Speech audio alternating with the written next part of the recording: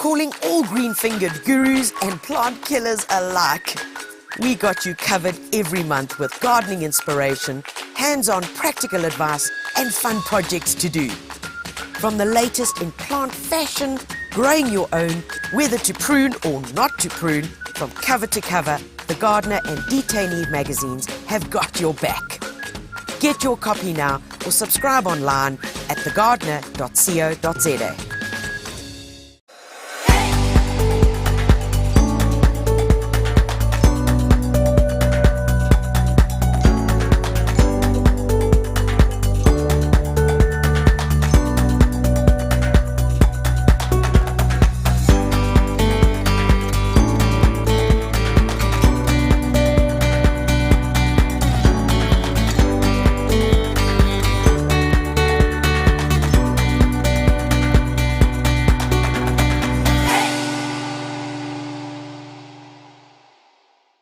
Gardening with Tanya is proudly brought to you by Insectivorous. Go green and give back to the earth with worm farm and composting solutions. Gardena. Passion every season. Stark Airs. Seeds of success. And TanyaVisser.com for all your gardening goodies and supplies. Good morning, you beautiful Brussels sprouts. It's a gorgeous Thursday morning. We've had a little bit of rain. Yeah, it came down, got it into my tanks. I've actually got goosies this morning. It's been a hive of activity here. Our second Facebook Live for the year. Remember, we're doing it every second week now. I can't spoil you too much, eh? But remember, if you miss it, if you're watching this like from last week, or if those ones were watching it last week, just record. Remember, if you miss it, you can always go back and watch it because it lives on Facebook. Okay, so guys, we've had an amazing response to the Dirty Spade. You know the Dirty Spade. The Dirty Spade is a new section in our Facebook Live, and that's where we want to see what you do. You know, so we teach you all these things, we tell you, we try and encourage you and help you, but now I want to see what you're doing. Yeah, no, it's not only about what we're teaching you. I want to see that you're actually doing it and implementing it in your garden, and I want to get to know you. And the best way to get to know you, of course, is by video. Everybody's got a cellularis. Mine's not on me right now because it'll probably ring. But we've all got a cellular telephone, some even with 3 cameras. One day when I'm big, I'll have one of those. 3 cameras, you can easily do a video. Don't worry if it's got little bits and bobs, if it's a bit shaky, if I can't really see things, just send a video. We love photos, but we really love video. And we want to share what you guys do with everybody. And remember, guys, what's up for grabs when you enter into the Dirty Spade is a 650 Rand voucher to my online store where you can go and click and order and place and get your gardening goodies. Guys, it's been an adventurous week. We've had the budget speech yesterday. Should we speak about that? No.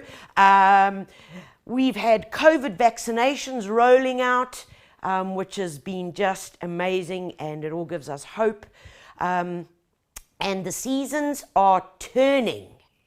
They're turning. I could feel it the other morning when I was sitting outside having my cup of coffee on my normal spot on the veranda, and I could feel it. There's something in the air. And I tell you, and that got me like into overdrive. And needless to say, I ripped out the entire front garden. True story, I did. I ripped out the entire front garden. Took me 2 full days. Really got sunburned. At one point, we actually had an umbrella up. It was so hot. It was so hot. But the end result is just great, and I really can't wait to show it to you very, very, very soon. We just got to let it settle in for a little bit. On a sadder note, I send out heartfelt condolences to Dr. Breett's family. It's our local little doctor's practice. An amazing man that succumbed to COVID. Guys, it's no one's safe. And it's really horrid. And And I really just send my well wishes to his family, to his daughter, who's also a doctor, and to everyone at the Hillcrest practice of Dr. Brett. But guys, let's talk about something that's fun. Let's talk about something called family gardening. And you read about it, and you hear about it, and you're like all those things. But that's what we're talking about today. But before we get onto that, I want to see, and I want to report back to you guys of who the winners were of the Dirty Spade. But let's see who's here today. Let's see who's already joined us on Facebook and on YouTube. We've got Cheryl here. We've got John. Is it Jean? Jean, I beg your pardon. From a soggy waterfall. I know it's been very soggy. It's soggy all over. There's been lots of rain, but hallelujah. Inanda Dam, my local bass fishing spot, is full. I have never seen it so full in all my years of going down to the dam. It's absolutely incredible. So great for that. I know some areas are still battling, but we must be grateful for the rain that we get. Jameer from Durban North, hello. Cassie is watching from a soggy Gold Coast. You're also getting some rain, fantastic. Gwyneth is here from Port Elizabeth. Oh, hallelujah, you had some rain last night. Good stuff, good stuff. Amor is on from East London. Patsy is here. Alida is from Rustenburg. Liz is back. Hello, Liz. Sheila is back from Klerksdorp. Hello, Sheila. Byrne is here from Mandini. Mandini, I know that spot, just up the hill there. Just up the hill. Michelle Delport, hello, welcome to you. Steph, good morning. Penny Katz, good morning from Crestone. Hester is here from Worcester. Worcester. Lebanon, good morning, Tanya. Gillian from a windy Western Cape. Guys, it's great to have you all with us. So let's give you the report back quickly on the Dirty Spade. Just a quick recap. Remember what I teach you today. You've got to send us videos. If you don't remember things, you don't remember the topic, don't worry. We're going to send you some alerts on Facebook to tell you to get your A into G and get your videos going. Okay, so let's have a look at the Dirty Spade.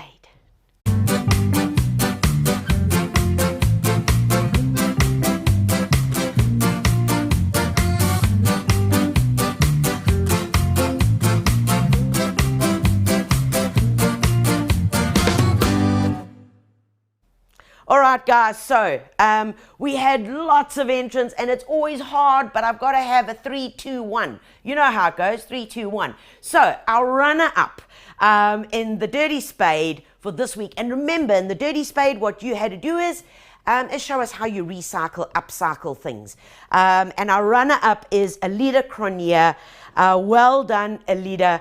I'm so proud of you for sending in these images. And this is of Oma Groot.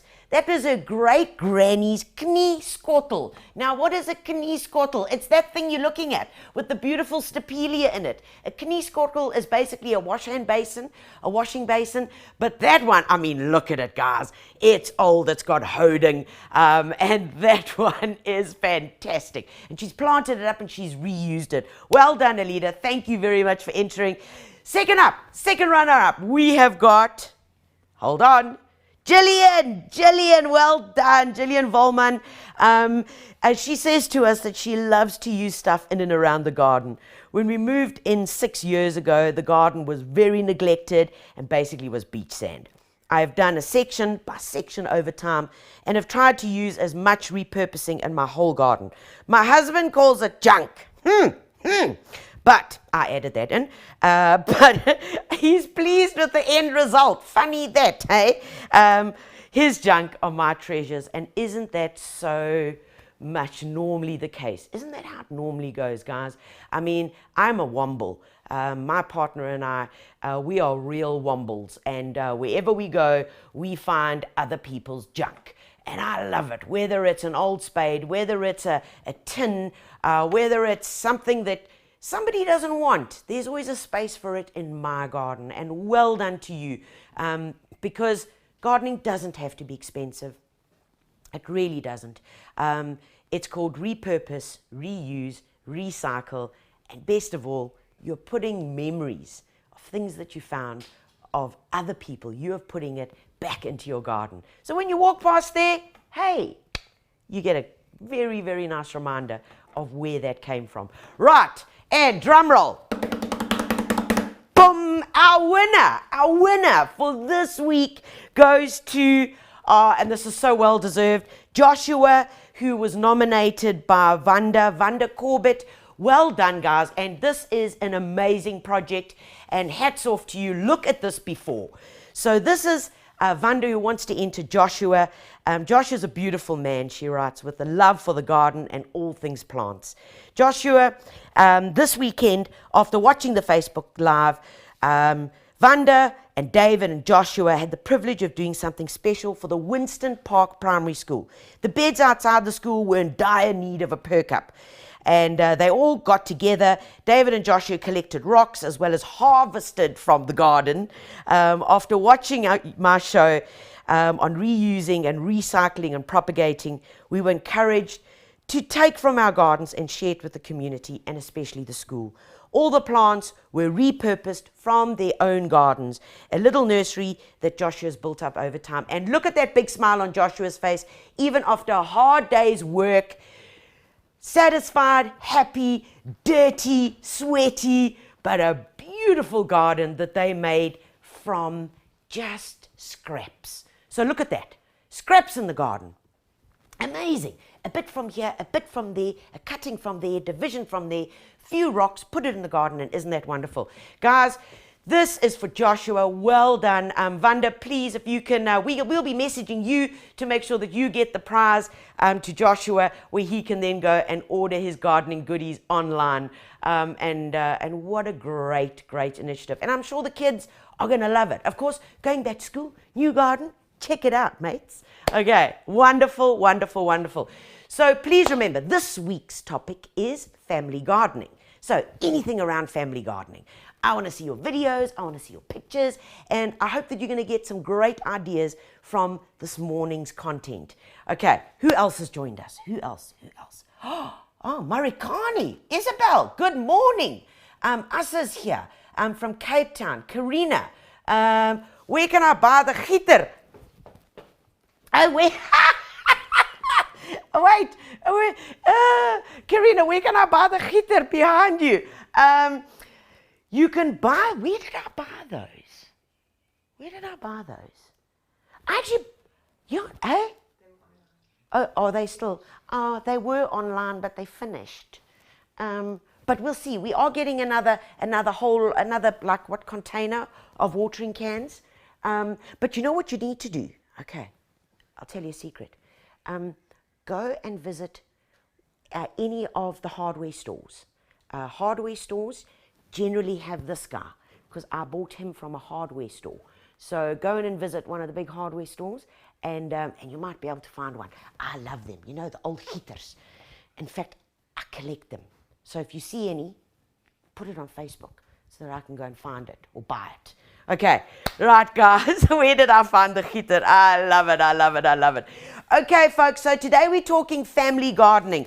And you know, you see, look at all these notes these people give me, because they know I'm going to jump around and they know I'm going to mess the entire order up of what's meant to be happening. But you know what? That's also okay, because we're only human.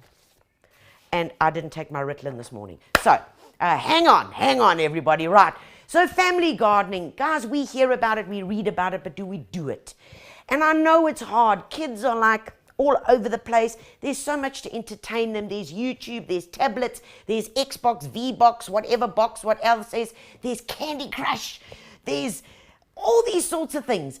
And you know, it's like, oh, it's so much easier. The babysitter. I call the modern babysitter a tablet. Yeah. I see it when my little nephews and nieces come round. You know, they're given the tablet, and then that's what they kept entertained with. No.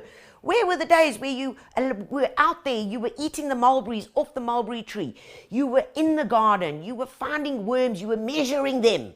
Oh, you were seeing who could catch the biggest grasshopper. Yes! Those big pink, no, they were yellow. They were yellow stripes Oh, they were revolting. We used to call them penny stinkers because they used to really have a terrible smell.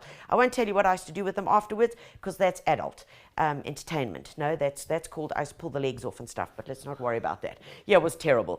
But you know, we got to get out there. We got to see things grow. We got to learn to nurture. And put the technology aside. By all means, use it to encourage but there's a time and a place for everything, guys. There really is. And today, that's what we want to go through, and I really hope that you're going to find one or two things that will be able to inspire you, the big kids, and the little kids to get involved in the garden. And the first thing I want to talk about is this beauty over here. Now this is an amazing plant because, you know, plants aren't just plants. This plant is actually part of the insectivorous, carnivorous plants. Carnivorous, man-eating, carnivorous plants. It's called a pinguelia, and its other name is, don't worry about that, just know that its name is Tina. Okay, so we can give plants names. Yeah, we can. This little guy is called Tina. Now, this is actually a herbaceous perennial, which is also semi-classified as a herb. Comes from Mexico. Believe it or not, I mean, it doesn't look like it comes from Mexico, because when we think about Mexico, we think about deserts and things like that. But it comes from Mexico, and in fact, the word, its botanical name, pinguela, actually means little sticky plant. Okay, little sticky plant, because its leaves are fleshy. It's almost succulent-like. Little fleshy and quite slimy. Yeah, actually, the only way I can describe it is slimy. Like, you know, when you pick up one of those okay, I'm gonna use a bass connotation here. When you use those worms for bass fishing, they slimy. Or when you pick up a worm, it's got a living worm. It's got that slimy texture. And this plant has just that. And why does it have that? Wait for this. Because this plant has had to adapt in the conditions where it lives, and they normally live in the semi-forested area where the rocks are. They like to stay damp, but where they live, the soil is normally extremely poor in nutrients, which means that these leaves have adapted to actually catch fungal gnats. Yes, that's why they're slimy. So the gnats flying around, stick to it. Stick to it. What do they then do? On here, they actually then start decomposing. The nutrition and the nutrients then go straight into the leaves and available to the plant. Isn't that fascinating? I love it. It's like a horror movie. Okay, or maybe like science fiction. Okay, maybe not horror, science fiction. Okay. This little guy flowers twice a year with these beautiful little violet flowers. And look at it, isn't it gorgeous? It's beautiful. And of course, because we're trying to make it fun, allow everybody to decorate it. Allow people to decorate them. Do what they want. Take ownership of the plant. This is my Tina. She loves growing in bathrooms where it's nice and humid, or even in the kitchen. Not direct light. Remember to keep it moist, and that's why you can have the moss around it as well. Those are the things. I want you to try and find an emotional connection, even a human connection. And by giving things names, by really nurturing them, by identifying with it, we can somehow get that gap of plants, emotions, and people to join. And that makes me excited. Okay, that's the first little guy. If you're looking for these guys, pop along to a very, very cool website called Plantea. Guys, and you'll be able to find that beautiful little plant. And another one, wait for it. Okay, are you on it, Mason? Oh, bang, bing, bing. Okay, terrariums are all the rage, guys. Everybody can grow, everybody can make a terrarium. They're really easy. We've done YouTube videos on them. We've shown you how to plant them. But this is very, very interesting. This this little terrarium has got a little pitcher plant in it. Now, I don't know if, Mason, I don't know if you can get in there. Can you like look right inside there? It's got a pitcher plant. Yeah, it's an insectivorous plant. And there are dinosaurs with it. Why? Well, because the dinosaurs were around when this plant was around. That's how old this plant has been around in our world. Incredible. The actual pitcher part of it, and I'm going to cut one off, which I really shouldn't do, but I have to show this to you. Okay, Mr. Dinosaur, just move across there, please. I want to take this out so I can show you. Oh, okay, there it is. This is actually, isn't it fascinating? This is a modified leaf. And the plant, once again, through millennia, have had to adapt because the area that this plant originally grew in, and they're native to Australia, East Asia, India, and even Madagascar, you get carnivorous plants. And the plant has had to adapt over the years, hundreds of years, to be able to live in the conditions and get the right nutrition. Because there wasn't great nutrition, well, the insects come along, they hover on the end here. do. Guess what happens next? It falls in, and it falls in to the bottom of what we call the pitcher. This is it here, okay. And in the bottom of this, I'm going to open it up. In the bottom of it, of each of these, is the soupy liquid. Oh, there's some of it. Is the soupy liquid. There it is, you can see. Is the soupy liquid, and in the soupy liquid, guess what happens? Yeah, he gets recycled. Yep. So the fly, the ant, whatever gets in here, cannot climb out because the interior of its walls are so slippery and slimy. It falls in, and then that turns into liquid. The plant then absorbs the nutrition, and hey presto, you've got nutrition. Make it fun, guys. I mean, I love it. I love it, the fact that you've got an insectivorous plant. You can learn about the dinosaurs. You can learn about the plant. And that's a little Nephrantes. And you get big ones. Where would this live? Perfectly in a low light condition, guys. Low light, remember, doesn't like direct sun.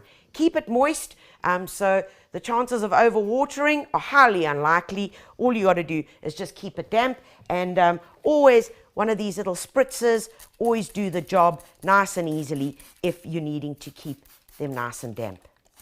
Easy peasy, easy peasy. Okay, let's get this gorgeous guy out the way. Alrighty, so those are just two fun ways that you can get everybody involved in what we're doing. Right, of course. The next one. Guys, some of you might have to think back a little bit, like to when you were in school. I'm going to give you a minute. I'm being facetious. Remember. I often ask the question at a talk, when last did you sow seeds? And then I say, who has never sown seeds? And you get a few people putting their hands up. And I'm saying, you're wrong. You're absolutely wrong, because everybody, when they were at school, did the bean. Of course we did. We did the bean, and we were successful. And do you remember the energy? Do you remember the excitement every morning? And our beans were at the back of the classroom. Do you remember the excitement of running in, and every morning, come in here, Mace, come in here, right? Lifting up the cotton wool to see what was going on. And there it is. There is the baby. That little guy down there is called the radicle. That is the first true root that develops. This is called the cotyledon, okay? And as it starts growing, have a look here, that is actually the cotyledon. So that was the actual bean seed. And you can see it's divided into two halves. So there's one. This section below it is called the hypocotyl. This is called the epicotyl. So that's all fine. How are we going to learn from this? Well, it's easy. We're going to take this, we're going to grow them, and then we're going to plant them. We're going to plant them out into the garden, because this is a fun, quick way. Yes, because we are all impatient. What do we want? We want instant gratification. You're not going to get it that instant, guys, but it going to grow? And of course, the best way of doing it is to make sure that you keep some kind of notes. So if we're going with if unicorns are my favorite thing, if they are, maybe not, then get the unicorn book so that everybody can then write the unicorn notes inside here of my growing bean.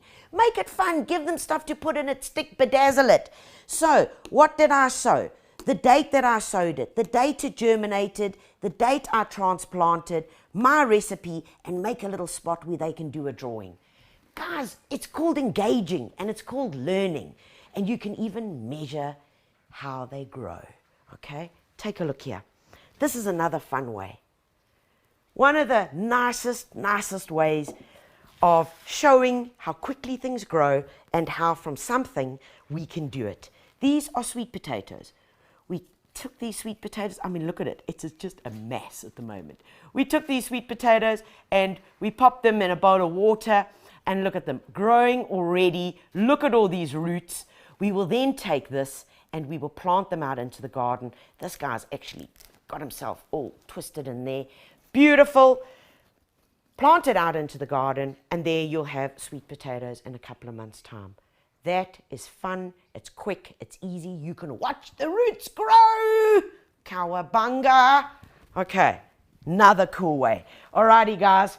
So, of course, the one that we all want to think of, and the one that a lot of us get involved, is come and have a look here.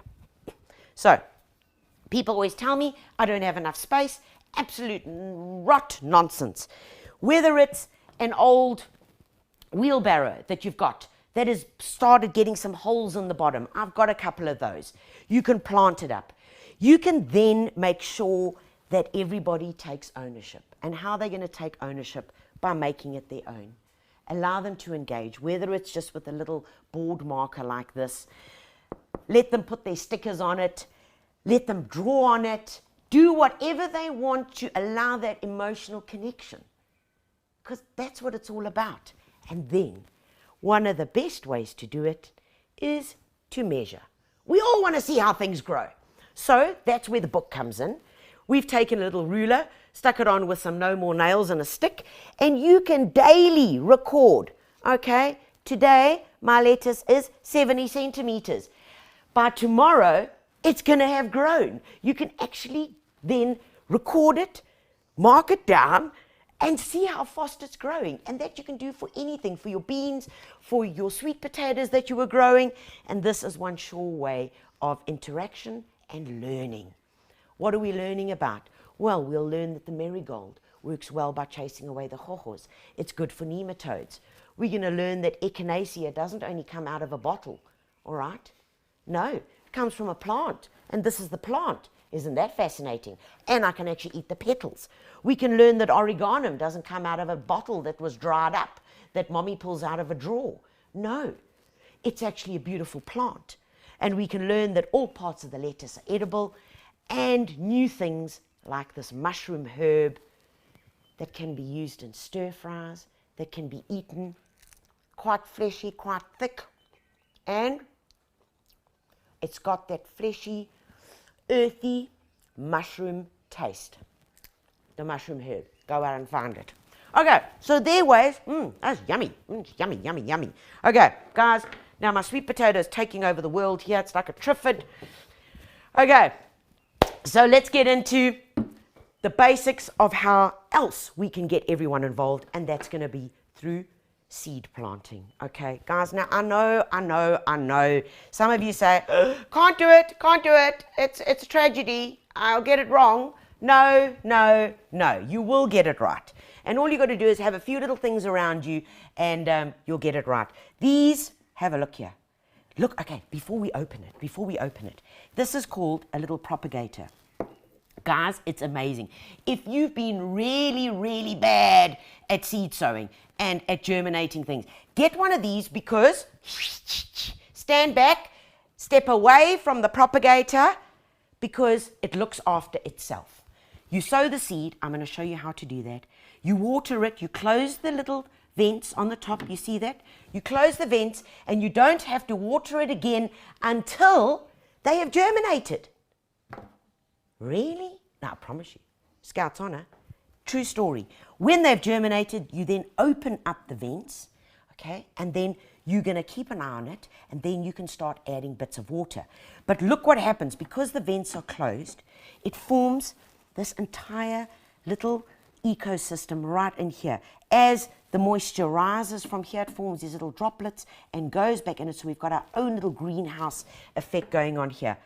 Take a look inside. Ha! Beautiful. These over here, look at them, look at them, look at them, look at them, look at them. These little guys were sown on the 12th, the 11th of Feb. They were sown on the 11th of Feb. This is bright light spinach. You can already see, look, there is the beautiful, oh, look at that, I love that. That's the yellow spinach. And then you get the red stem spinach. So this is germination taken place fantastically well. Over here we've got chamomile. Chamomile is a brilliant herb. I mean, look at this. This germination has just been incredible. Sown on the same day, but you can see the difference and how quickly it happens.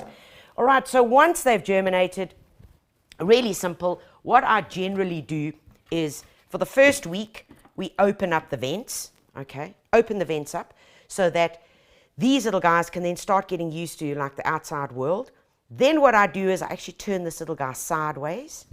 Okay, so we're letting more air in for another week. Once they get a bit taller and they've got 4 true leaves.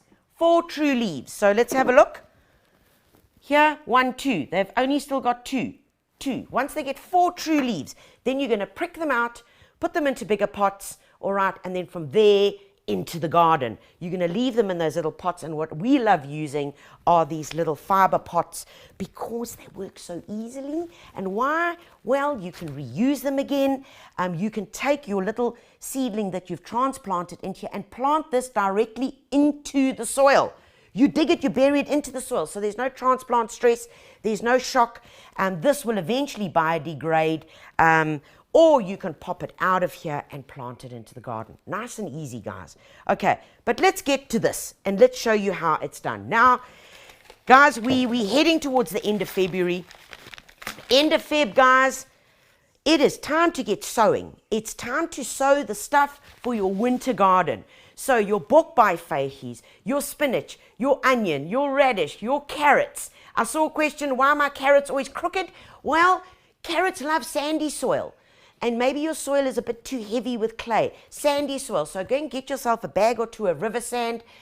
Dig that into the soil because you really want a good sandy soil. Carrots go crooked because they can't get through the soil, darling. Okay. Also, it's sweet pea time. Guys, it's sweet pea time. Don't be one of those like gardeners that walk into someone else's garden and see the beautiful sweet peas flowering and say, do you think I can still sow those? No, it's too late for that. You've only got one chance. So between now and mid-April, that's your window. You can start sowing sweet peas. And I'm going to go through those this morning because it's a sweet peas. You've got to have sweet peas in the garden. Okay, so I'm just going to move this baby out the way over here. All right. Now, let's get our things sorted. Let's get what we're going to need. Okay, so we're going to sow. You can either sow directly into a tray, guys. All right. Or you can sow directly into these little pots. Now, for sweet peas, I'm going to sow directly into these to make it easy. It's the same principle, guys. We're following the same methodology. So if you're using a little tray, remember, make sure the tray has got lots of holes, okay? One of these little seedling trays or one of the little fiber pots. And what we're going to need is we're going to need some palm peat. Now, remember, palm peat looks like this, okay? Looks like that. And then you put it into a trug. That's my Gucci handbag. You put it into that. You add 5 liters of water, and it swells, and it turns into this beautiful stuff, okay? Nice and easy. That's all you need. Lovely, lightweight palm peat. So all I'm going to do is I'm going to take some of my palm peat, and I'm going to pop it into one of my little fiber pots, okay? Because this is fun. This is cool. I can then note it in my book. What did I sow? Sweet peas. Sweet peas. The date was the 25th. Right. The date I sowed it. There we go. Date germinated, to be announced. Right. So there I have them. Just pop your palm peat into here. And don't squash it down, guys. Don't squash it down. Just do that. I'm going to do 3 to show you so you get the hang of it. Now, of course, into these little fiber pots, the fact that they're recyclable, reusable, that it's not plastic, really, really works for me. Now, because we're doing sweet peas, now remember you get 2 different types of sweet peas, okay? You get the dwarf sweet peas and you get the taller growing sweet peas. Now, I've just been told that I'm making a terrible mess, which is true because you know I love making a mess, but just hang 10. I'm going to show you how I'm going to fix that very, very quickly. So, besides pouring water on the computer, which I might very well do if I don't use this gadget, this is very, very, very cool for anybody who wants to pot up things, who wants to place them and work with them in and around the garden. This is called a planting mat.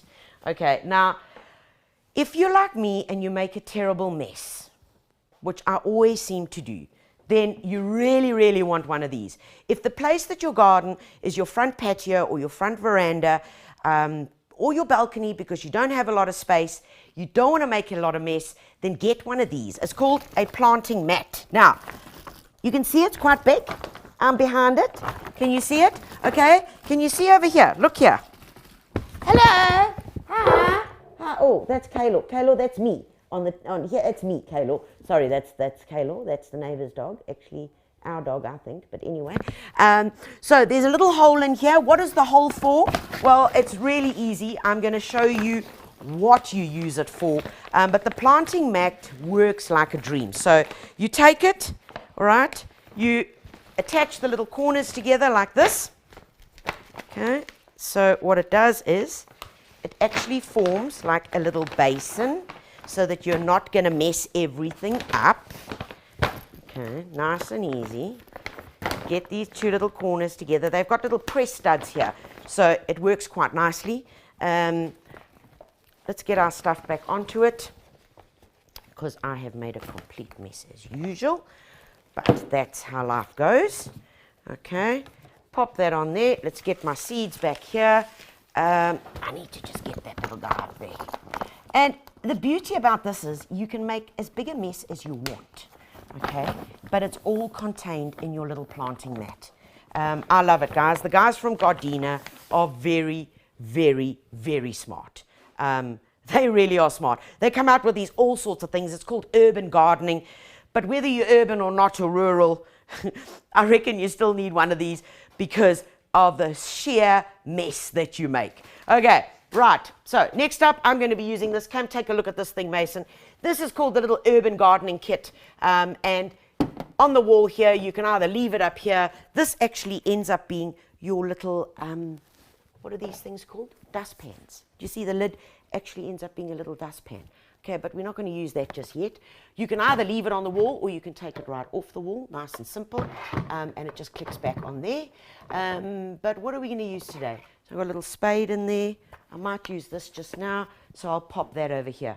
All right, so remember, guys, we have got, in here, we've got the 3 little fiber pots, and then over here, I'm going to pop in some of the rest of our palm peat, which is right here.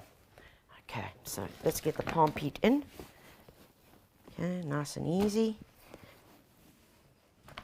Get the palm peat in. Okay.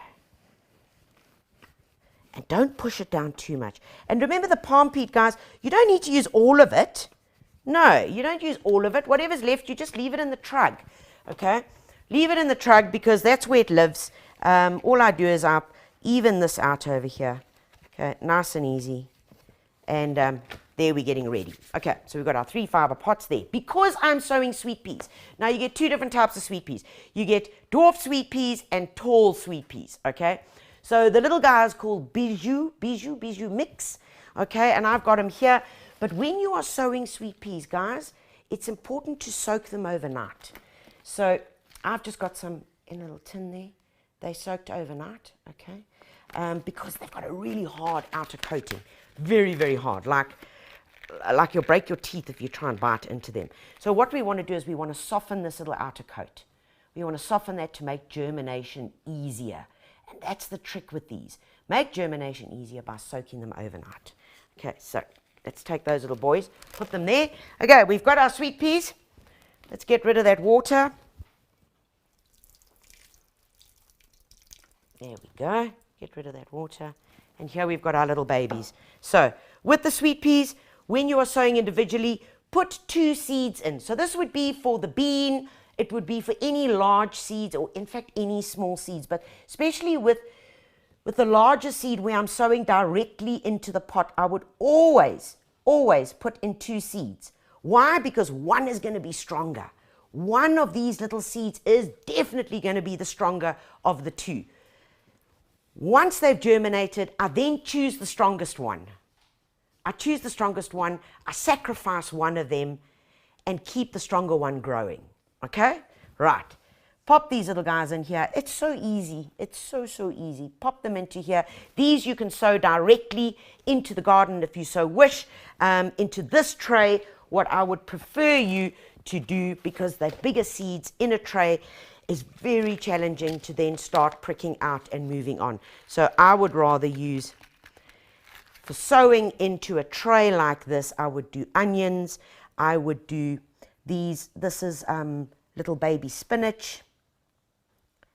Okay, much easier. But you know that this is the way that I much prefer doing it, depending on what type of seed it is. And it's important. And how do you know? Well, if you read on the back of the seed packet, take a look here. Amazingly enough, all the instructions are on the packet of seed. So it tells you here, when should they be sown? Where should they be sown? Do you sow it directly into trays, or you can sow it direct into the garden?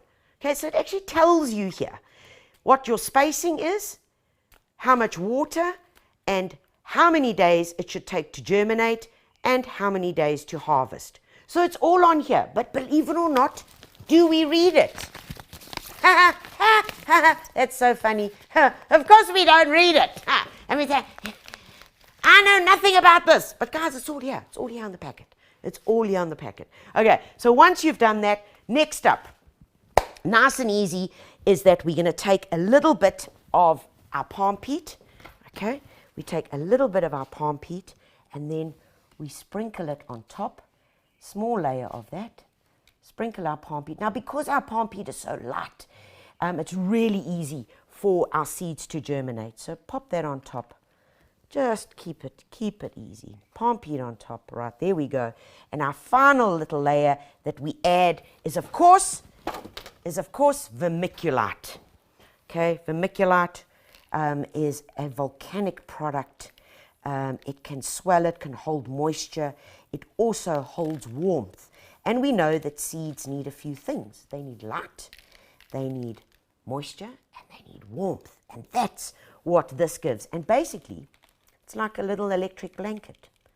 So pop that on. Okay, there we go. You see, we're not very neat and tidy because you don't have to be. Okay, so that's over there.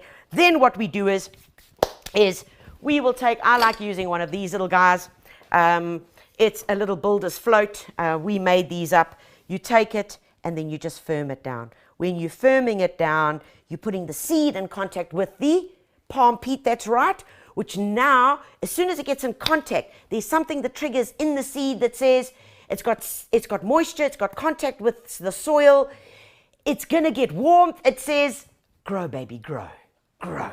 Okay, we're going to firm this down here, and our little sweet pea bijou mix are going to get ready to germinate. Final thing that we need to do, guys, you see I've got this very well used little 2-liter soda bottle with one of these little nozzles. They work like a charm. Remember, when you are sowing seeds, and I always do this, because all I know is that when I'm going to do it, it's just going to be so much better. Yes, a lot of people say, oh, Tanya, you don't need to use all these things. Yes, you don't have to. But I know that if I do, my germination is going to be better. I'm going to probably have a 98% germination rate, which is brilliant. I know that I'm going to be successful. And if I'm successful, it's like if skydiving's not for you, don't try it again if you did it without a parachute. You know, if you're going to be successful, you'll want to do it again. You'll just want to do it again. So I use this called Root Pro. Guys, this is brilliant. Root Pro is a fungal inoculant. Basically what it does is it helps the little radicals, which are those new little roots that as they start germinating, as your plant starts growing, what it does is it helps, it encases the roots and it keeps away all the bad fungal diseases. What is that? They've got terrible names. Pythium, Phytophthora. Terrible, terrible names. But, guys, what this does is it protects it. It eats those bad ones. So this is 1 sachet goes into 5 liters of water. This, of course, is a 2-liter soda bottle. It's in a powder form. So I'm going to add half of this little sachet. Half of the sachet. Guys, let's have a look there. Yeah, it's so safe. You can eat it. That's how safe it is. And then I'm going to add in some Start Grow. Start Grow is full of the right nutrition to really kickstart. And guys, it's important. This is a unique product. It is unlike any other liquid fertilizer that you're going to find out there, because this is specifically, very, very specifically, just for getting things to root and grow in those early stages. So in it goes. Pop my Start Grow in. Okay, there. Oh, nice and juicy. All right, nice and juicy. Pop it in because this has got the calcium, it's got magnesium in it, seaweed based, and that is going to get things going. Right. This stays in here, and as we're going to need to water them, which is going to be our first major watering before we put it inside our propagator, pop our lid on. Now, because this is a powder form, hold it and give it a good shake, baby. Shake it up. That's it. Give it a good shake, and then we give it a good water. And you see how nicely it comes out with this little nozzle? Lovely stuff. Lovely, lovely, lovely stuff. See how the vermiculite changes color? Because now it's actually absorbing moisture. Okay. Okay, give it a good soaking. A real, real good soaking. Now from here, guys, it's pretty simple. You're either going to put your label on. Well, in fact, you are going to put your label on to make it a bit more fun. Look at this. Look at all the colors. What color do you want? I want mellow yellow. I want mellow yellow. So use these little ice cream sticks. I quite love them. They're fun. They're bright. In here, I've got my bijou mix. Bijou mix. It is the 25th of the 2nd, 21. And there's my little bijou mix is going to go in there. And in here, I have got my baby spinach.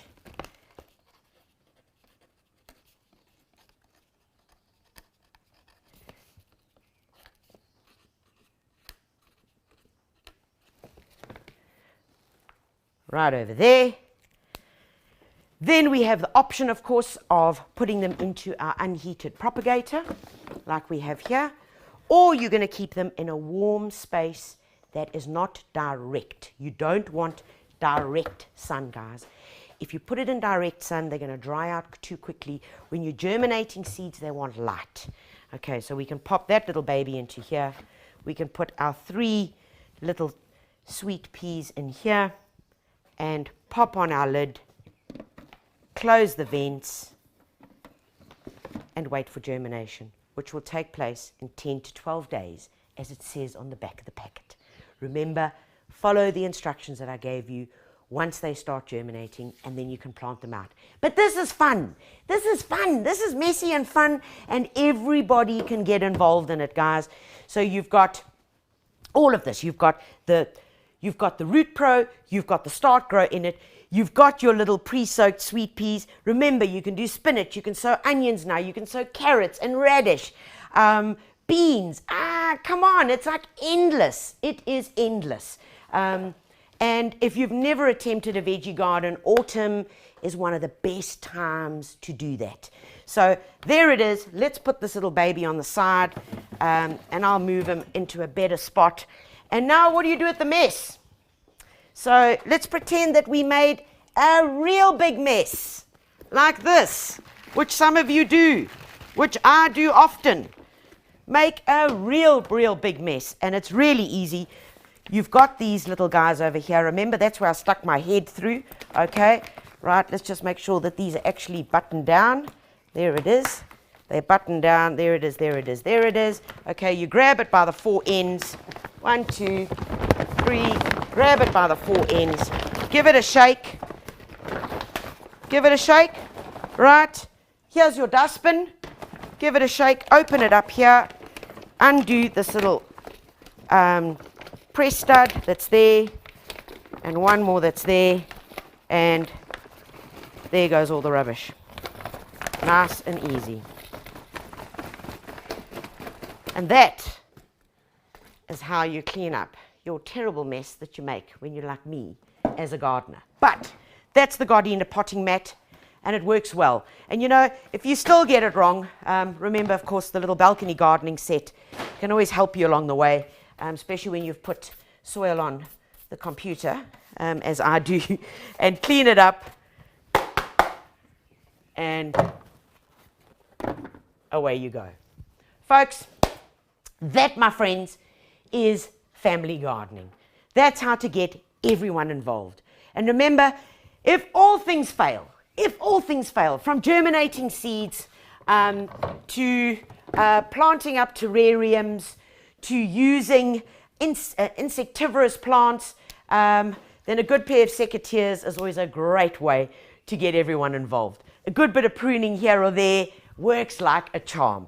So to get you more inspired, folks, I'm going to show you a very cool video that I want you to get into, and then we're going to go into a DIY, which is also family gardening. So take a look at this. I hope you get inspired.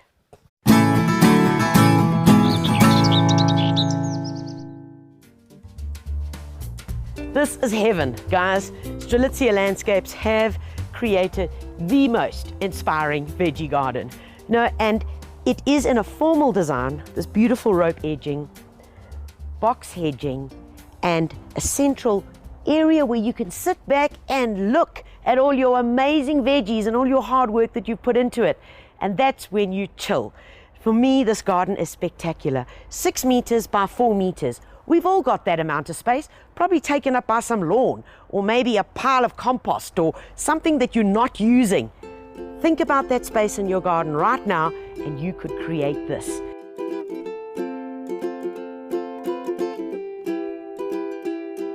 Who said that an obelisk needed to be plain and simple? Oh no, splash of pink paint, baby, and some lovely rope around it. Yep, you too can have this. And it's literally just emerging like a rocket out of this garden space. Even in small spaces, you can still get height really effectively on a very small budget. 4 fence droppers into the ground, tied up with some nice rope. Haha, you've got sweet peas, you've got a climber underneath there, and Bob's your uncle. Taller than me, okay? And when you get bored of it, you just pull it out and put it down. And next season, put it back up again.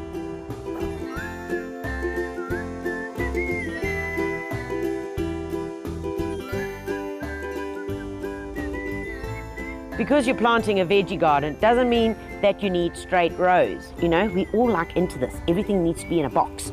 Now, take a look at this here. I love it, I love it. We've got a row of parsley. Yeah, okay, that works for me. But instead of putting rows of veggies, everything's been divided up into a little triangle. Like, remember one of those little games that we used to make out of paper? You remember them? Yeah, you do. And then you used to open it up. Same design shape has been used here. In the space, we've got some little red cabbage, spinach bright lights, celery, and even some cauliflower at the back. And look how gorgeous they're looking. It works, okay? 1.5 meters by 1.5 meters. Keep your veggies in full sun, make sure that they're well mulched, and make them look gorgeous. And they don't have to be in the worst possible spot in your garden. They too can be prime position.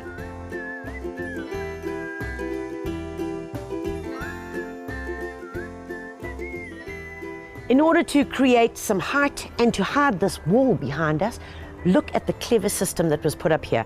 Literally, 2 big poles, CCA treated poles, banged in on either side. Some coated wire, and then pulled and tightened by using those little eye bolts. Whacked into there, turn it round to get your tension, and you can grow anything up it. Whether it's a vine, whether it's beautiful climbing roses, or even your green beans.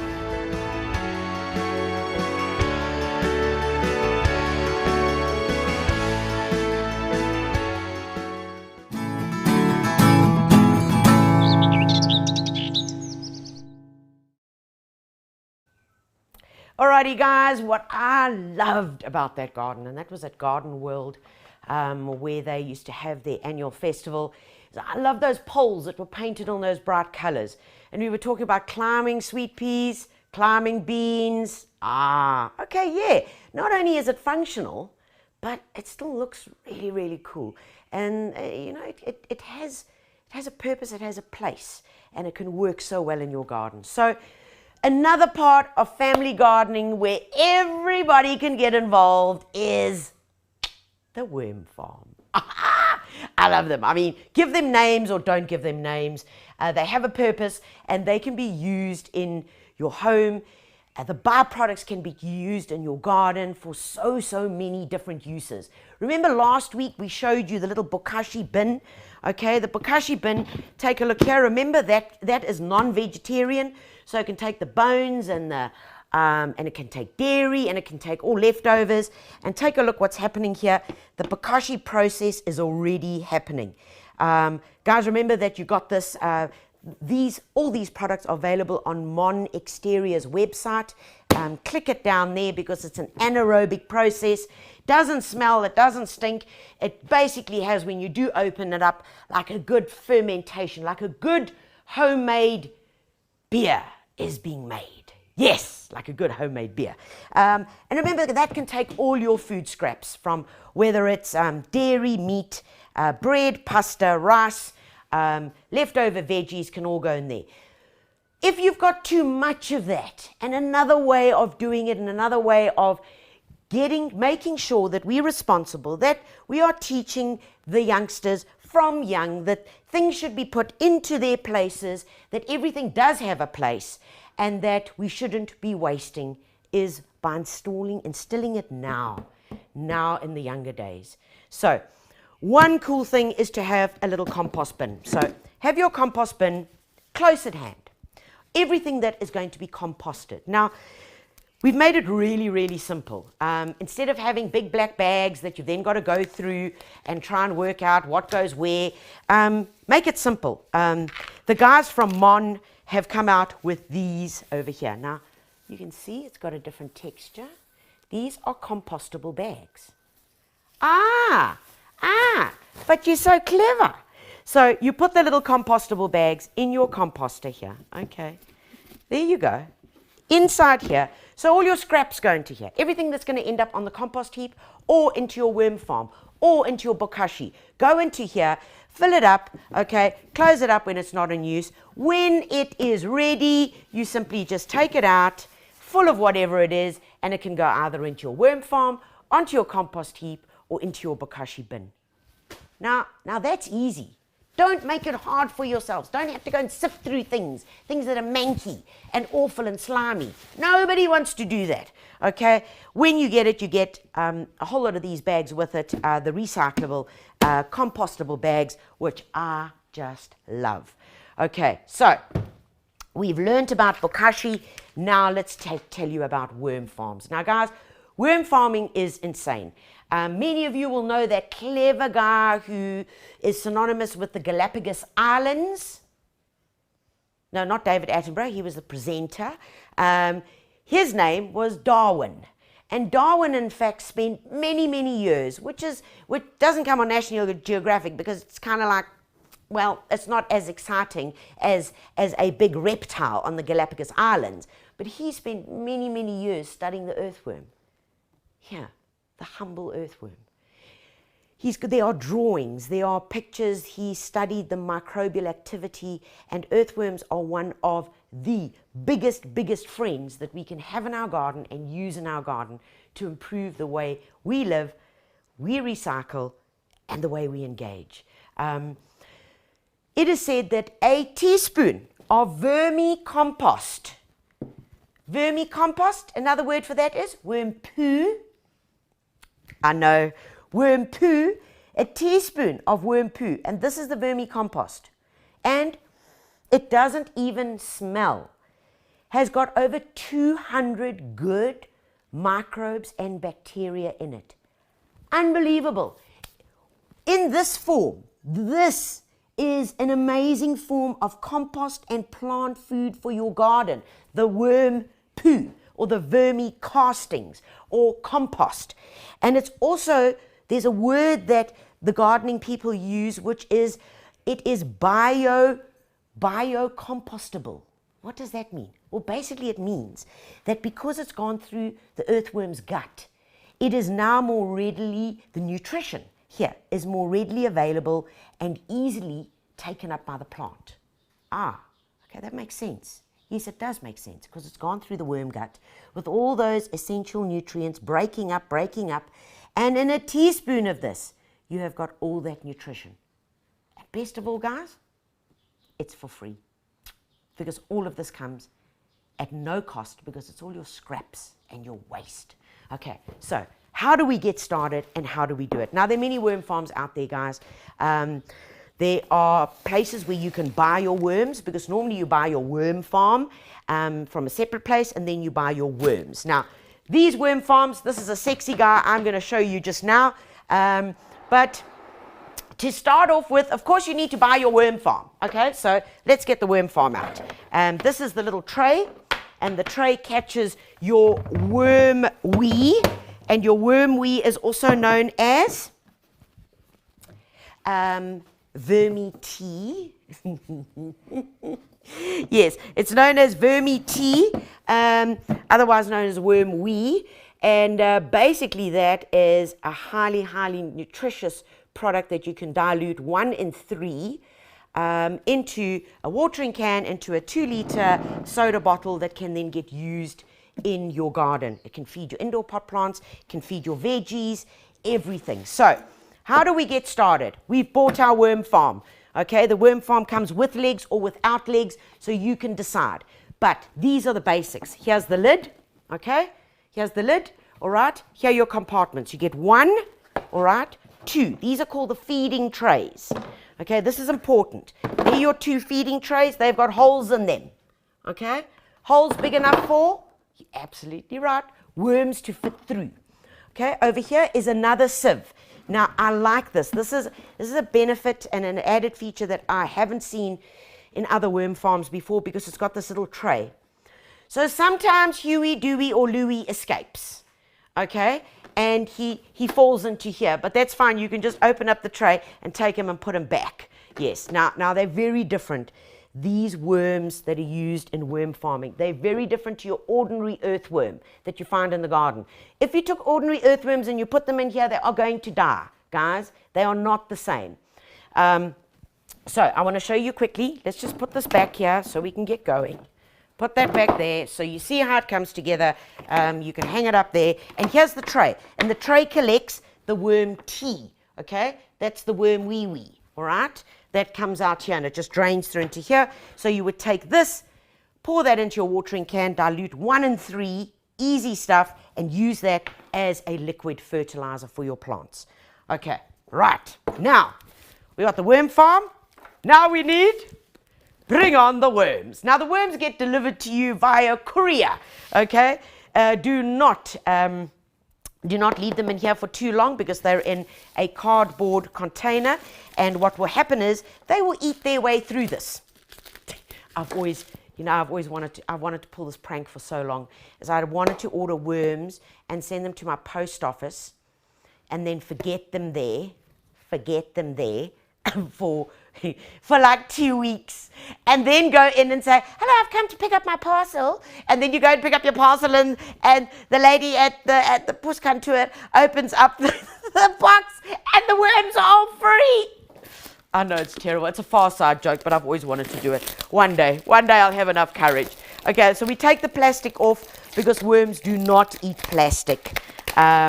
These guys come from Wizard Worms. You can order them online from Wizard Worms. You're getting about 5,000 worms in one of these cardboard boxes. And the great thing is that the cardboard box is used as part of the matting for the worms. Now, this is called a red wriggler, and I'm going to show you. Here's some worms from the garden. Okay, take a look at him. Where are you? There you are. Okay, that's a worm from the garden. Okay, wake up. Okay, there he is. That's a worm from the garden. Oh, there he is. Nice wake. Whoa, easy, tiger. Okay, that's a worm from the garden, and these, my good people, are the red wriggler. And the red wriggler is called an Esnia. That is its type. You'll see it's much thinner. It is a much thinner worm. These little guys, okay, hold on. Oh, there they are. Look. Can you see it's much thinner? Very different in color. You can see why it's called the red wriggler. It's much thinner. It's a different color. Look at that. Completely different color. Here's the red wriggler. This is an ordinary garden worm. Okay, now there are thousands of different types of worms, but researchers found, and the clever guys who worked this all out, that the red wriggler actually loves living in a confined area. It loves living on food scraps, and it loves living in a humid, moist environment. Fancy that. Perfect for worm farming. Worm farming is being used now in agriculture on a grand scale. I mean, like, not one little bin like this, but like rows and rows and rows. Some of the biggest hotels in South Africa actually use worm farms to recycle all their food waste out of the kitchen. What are they getting? They're getting vermicompost for their veggie garden, and they're getting worm tea. Okay, so here are little guys, and they are all sitting snug. Remember, they came by a courier, ready to go. And now I want you to take a look here. What is here is some of this is already the vermicompost. Oh, here's a perfect. Do you see that little thing there? That little white thing there? Okay, that is actually one of the worm eggs. So they breed in captivity very, very well. And sometimes you'll see all these little white eggs on the side of your worm farm. Don't think that it's a bug or a hoho. No, those are actually the worm eggs. Okay, because they recycle, they actually complete their whole life cycle in the worm farm quite happily. So don't think those are hohos. Those little white things that attach to the side of their eggs. One worm will live for approximately 5 years. It eats half its body weight in food a day. Can live between 18 and 27 degrees. They like to stay dark and humid. So not in the full sun, which is perfect for this guy in the kitchen because no, it doesn't smell. In the courtyard, in your spare bedroom, in your mother-in-law's room, anywhere you want, but they don't smell. We keep ours in the garage. We have a little container. All the scraps go into there. We decide between what's going to Bokashi and what's going to the worm farm, and away we go. It's easy, guys. Okay, so we've got the difference. We're not using worms from the garden. We're using these beautiful guys. Now, you see they come with some matting, and it's important to get the basics right, like anything. Now, when you get your worm farm like this, you get given half a block of palm peat. The beautiful stuff, palm peat. What I want you to do with this, take this block, pop it into a trug with some water, which is over here. Pop it in there with 2 liters of water, and that actually forms the start, your bedding. Okay, so to start it off, what we do is we are going to start over here, all right? So that's where we're going to start there. So you start at your base, all right? That's important. You start at your base. And this is how we go. So what I've done is I've got some palm peat that's already broken down, and we take the palm peat and we add that in here. Okay, so we just add that in here. All right. You can start off by taking a bit of newspaper or last night's Steers packet, and you can put that down first and then put down your palm peat, but keep this because you're going to need this a little bit later. Okay, so we put down a layer, and this is the matting. Now remember, you've got to get them used to their new home. So whatever it is, that little quarter block of palm peat, you add that into the base, and that's it. Then you add your worms. Okay, so we can take them like this, and all we're going to do is gently open them up and fill them in. Okay, come on, guys. Free Willy! Free him! Okay. Oh, wowza! Look at them. Okay, not the plastic. Out that comes. Let's spread these little guys around. Oh, my word, this is so exciting. Hallelujah. Woo! Look at them. Little red wrigglers. Little red wrigglers. No good for fishing because they're too thin. True story. Okay, so once they're in there, what you're then going to do is you're going to take the box that they came in. We are going to add, just wet it slightly, okay, and pop that on top. And that forms like a little blanket for them, okay, because they're used to being snug, and we need to give them time to get underneath there. So open the box up, tear it open, give it a bit of a spray, put it on top. And as a rule, always have something that you put on top of your worms. Even once you put the food down, okay, always have something. So that could be cardboard, it could be wet newspaper, it could be your Steers packet from last night, and that's the way you go, because that just really helps keep a moist environment, which is what we're looking for. Okay, we'll also use the lid, because worms will eat the cardboard. Yeah, they will. They'll eat all of this. Take off the label. Got a bit of plastic on there. Okay, right. Then what you do is you leave this for a week. You allow these little guys to settle in, find their new space, get their groove, work out where the Spar is or the Woolworths, and they'll soon find out that it is nowhere in here. It's got to come from you. Okay, so this is where it gets fun. All that you're going to do now is you're going to take your leftover bits. So, what are those? Let's see what we can feed them. So, when you're feeding your worms, it's important to do the following. Only feed small amounts, and the first week that you're going to feed, you're going to give them like a handful. Don't overfeed your worms, because that is one of the biggest mistakes that people make. They overfeed it, it starts smelling, and you start getting unwanted hohos in there, and especially if you're going to add rotting food. Don't give worms rotting, manky food. No, guys, no. Rather put that into the compost heap or throw that into your Bokashi bin. So, when you're going to start your feeding, you're going to give a handful in your first week. The next week, you're then going to just start increasing until you reach an optimum condition that you can see that your worms are actually consuming what you're giving them. So, what can they eat and where do you put it? Importantly, whenever you feed, you're going to feed in different areas. So you don't spread the food out. Never ever do that. Because you put a little pile here, all the worms will go there. They'll start feeding there. You put a pile here, the worms will come here and start feeding here. Don't spread it all out. You want them to move. The more they process, the more they eat, the more worm tea you're going to get, the more vermicompost you're going to get. Got it? Okay, so we can give them crushed eggshells. Very important that you crush them, okay? Crushed eggshells, remember, a worm farm is strictly vegetarian, okay? It's a serious veggie, so it can have some crushed eggshells. When you are feeding as well, please don't give it chunks like this banana peel. They'll eat any leftover fruit peel, any leftover fruit, but not citrus peel. Not citrus peel, very important. So if you have got bits like this that are big, please just cut it up, okay?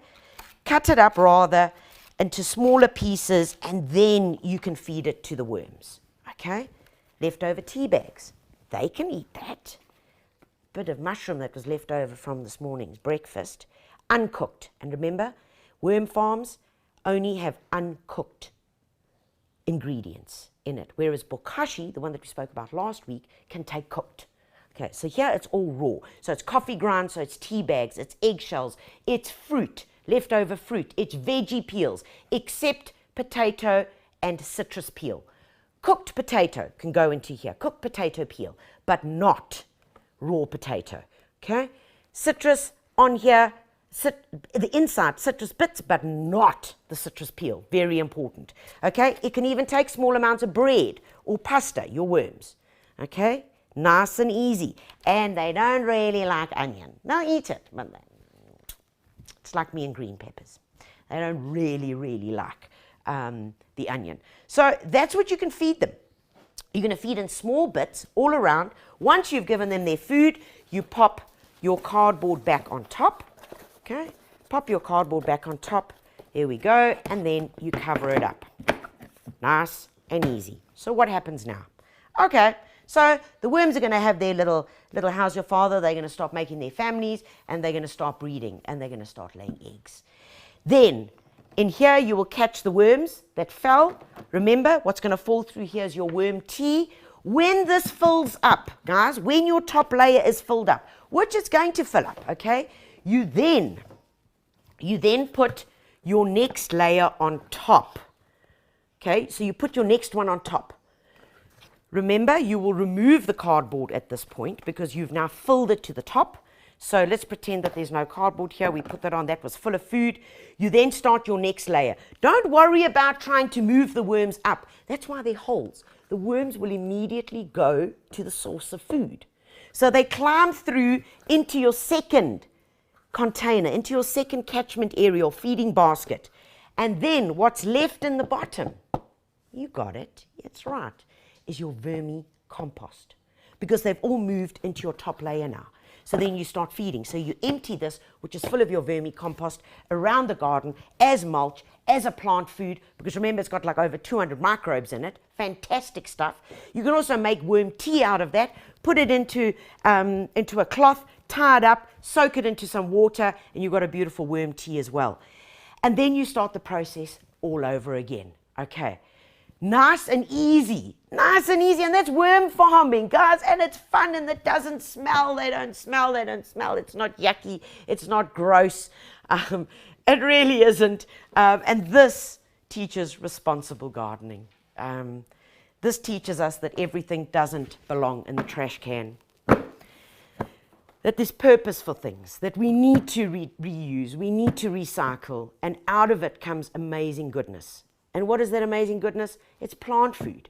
It's food for our gardens, and it's vermicompost. And remember, it's readily available to your plants. We're using things, and you'll be amazed as soon as you start using either a worm farm or the Bokashi or your own composter, how little you'll actually be throwing away. So very little. This is a cool thing both adults and kids can enjoy. That's the worm farms and the Bokashi from Mon Exteriors, guys. So go and take a look at it. One of the best worm farms I've seen in a long time. Right, guys, that's up for your week ahead of what you need to be doing. I want to see how you have got the family involved. Remember, so that you can get entered into the Dirty Spade. But right now, let's have a look at what jobs are lined up for you for the weekend in your garden.